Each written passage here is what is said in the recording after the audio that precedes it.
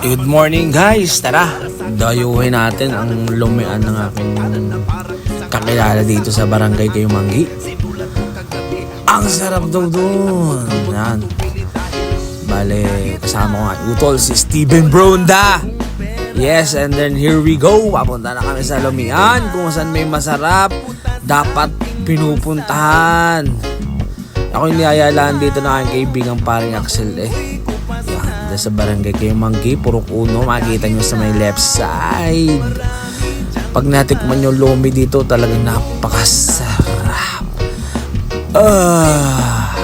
Yan po, nandito na kami sa left side ng Purok 1. Ang pangalan ay Jumbo. Jumboy. May mga parking din sila dito ng motor, sasakyan, kaya pwede kayong mag-parking kahit helicopter, barko. Yan o, lawak ng parking. Hindi pa nga lang sa mintot, wala nang flood control. Ay, bus na.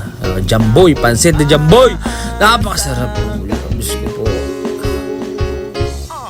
Yan kanilang mga menu. May add-ons. Kung gusto nyo mag-add, mag-add kayo. Ayaw di, wag. Napakaganda ng ambience dito. Nakapaka-presko. Tamahin kapatid do. Tinuturo ko talaga dito. Diyos ko po. Ayan o, ang kanyang kalamansi. May buto din. Ang kanyang kalamansi. Tapos may silit, sibuyas na din. Sarap dito. Yan o. Yan, ang kanyang gisadong basa. Ang masarap talaga yung mga basang-basa sarap Yan, ang kanyang lomi. Quality. Tama may pa style pa sa pinggan si Steven Bronda. Sarap dito mag-aya ni paring Axel. Ayan na po, susubo na po ako mga kaibigan. Isang super bite. Napapapikit pa nga. Ang sarap naman. Isa pa. Diyos ko. Isa patapik sa dibdib para si Enigma.